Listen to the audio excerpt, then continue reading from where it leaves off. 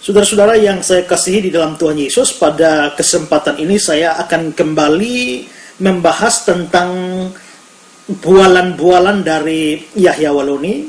Dan kali ini bualan-bualan dari dia yang akan saya bahas itu adalah terkait dengan dua ayat, yakni Yohanes pasal 3 ayat 16 dan Yohanes pasal 14 ayat yang ke-6. Nah, apa yang Yahya Waloni katakan tentang dua ayat ini? Nah, lebih bagusnya adalah kita perhatikan sama-sama apa yang dia katakan tentang dua ayat ini. Perhatikan kata-kata Yahya Waloni berikut ini. Orang Kristen kuat mempertahankan dogma hanya dipengaruhi oleh dua ayat. Yang lain-lain itu tinggal tambahan. Kalau kita dapat berfilsafat dan meruntuhkan dua ayat ini, maka orang Kristen tidak akan bertahan untuk memeluk agama Kristen lagi. Perhatikan ayat-ayat itu. Tulis Yohanes pasal 3 ayat 16. Ini ayat-ayat yang kuat yang dipertahankan oleh orang Kristen. Dan saya akan jelaskan. Yohanes 3 ayat 16, tanpa Bible pun saya tahu bunyinya. Karena memang itu Alkitab itu sudah di sini sama saya. Makanya pendeta-pendeta di Indonesia ini pernah saya kirim surat di PGI, Persekutuan Gereja Indonesia, untuk diajak debat. Semuanya bilang berdiam diri adalah emas. Mereka nggak berani. Karena dari sekian banyak orang sinting, saya yang paling sinting. Maka Allah bilang, ya sudah, karena itu yang paling berat sintingnya disadarkan dulu. Yang lain biar aja dulu, nanti sudah stadium 4 baru disembuhkan. Yohanes 3 ayat 16 bunyinya begini. Ini yang orang Kristen kuat mempertahankan dogmatika gereja atau ajaran gereja. Karena begitu besar kasih Allah, enggak bisa bilang Allah ya. Allah dia. Allah mak. Karena begitu besar kasih Allah akan dunia ini, sehingga ia telah mengaruniakan anaknya yang tunggal, supaya setiap orang yang percaya kepadanya tidak binasa, melainkan beroleh hidup yang kekal. Makna filosofis yang terkandung dari ayat ini menunjukkan bahwa Tuhan katanya di surga itu sudah sayang betul sama manusia, mengasihi betul manusia. Maka dia turun di dalam diri manusia Yesus Kristus. Nah, jadi pemahaman para pendeta sampai ke tingkat grassroots jemaatnya menganggap bahwa Yesus dituhankan itu atas dasar pengasihan Allah yang tidak dapat lagi menyelamatkan umat manusia selain dia sendiri yang harus mati. Ini pemahaman gereja. Jadi umat Kristen itu sudah ketipu oleh konsep filsafat Yunani. Jadi sudah tidak ada pertolongan lagi karena bukan zaman para nabi menurut dogmatika dan teologi Kristen. Bahwa tidak ada penyelamatan lagi, ini sudah tidak ada nabi. Kalau kita bicara dalam sistematika politik Timur Tengah, ini akan berusaha menghapus kenabian nanti yang akan datang, yaitu baginda Muhammad Sallallahu Alaihi Wasallam. Jadi sengaja ini Yesus dituhankan, diperalat untuk menjadi Tuhan. Sehingga dia sini mempunyai 3 jabatan. Setiap orang yang percaya kepadanya tidak binasa, melainkan beroleh hidup yang kekal. Jadi paling mudah, kalau mau masuk surga, masuk agama Kristen saja. Hanya percaya selamat. Jadi hanya syarat itu, tidak ada dosa yang membatasi. Pokoknya siapa yang percaya, pasti masuk surga. Itu dogma Kristen. Nah, makanya banyak orang peluk agama Kristen. Karena cukup percaya. Yesus datang ke dunia, karena dia mengasihi dunia, mengaruniakan anaknya yang tunggal, supaya setiap orang yang percaya padanya tidak binasa, melainkan beroleh hidup yang kekal. Jadi seolah-olah Yesus ini adalah penjelmaan Tuhan yang menjadi manusia. Dan selanjutnya dikatakan juga lebih radikal lagi, sangat eksklusif sekali, yakni Yohanes 4 ayat 16. Dia katakan Yohanes 14 ayat 6, terbalik. Yohanes 14 ayat 6, begini dia punya bunyi. Kata Yesus kepadanya, akulah jalan dan kebenaran dan hidup. Tidak ada seorang pun yang datang kepada Bapa kalau tidak melalui aku.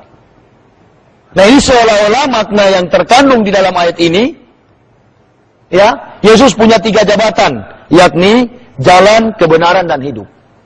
Jadi orang yang akan sampai ke surga tidak akan sampai katanya kalau tidak melalui Yesus. Artinya, orang tidak akan sampai ke surga kalau tidak beragama Kristen dan mengakui Yesus itu Tuhan.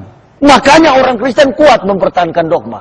Sampai kapanpun Yesus tetap Tuhan. Sampai kapanpun, Yesus dan Kristen itu adalah sarana, fasilitas untuk mencapai surga.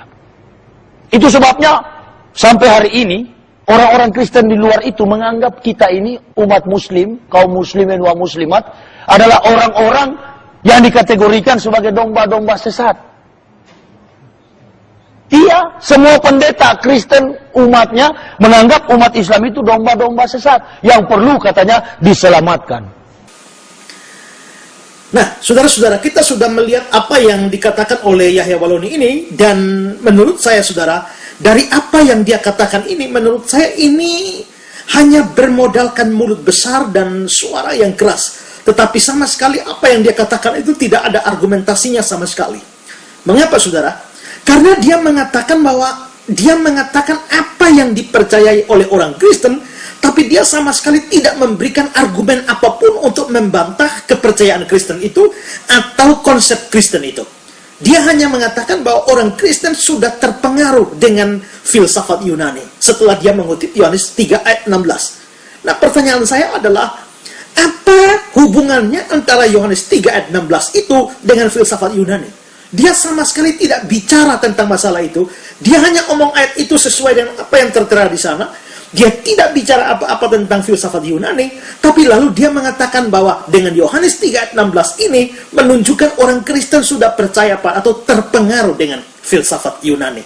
Jadi saudara, tanpa ada kaitan atau argumentasi apapun yang menghubungkan Yohanes 3 ayat 16 dengan filsafat Yunani, dia lalu berkesimpulan bahwa orang Kristen sudah terpengaruh dengan filsafat Yunani.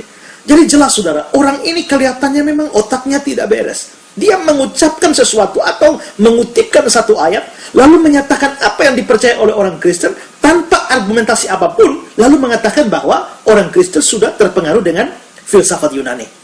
Apakah ini yang dia bilang bahwa dia mau berfilsafat dan meruntuhkan dua ayat ini, Yohanes 3 ayat 16 dan juga Yohanes 14 ayat 6? Saudara-saudara, menurut saya ini omong kosong. Dia menurut saya adalah bodoh tetapi sok tahu sekali. Lalu saudara, kalau saudara perhatikan apa yang dia katakan tadi, dia juga mengatakan bahwa berdasarkan Yohanes 3 ayat 16 ini, orang Kristen lalu sengaja menjadikan Yesus itu sebagai Tuhan, atau mentuhankan Yesus secara sengaja.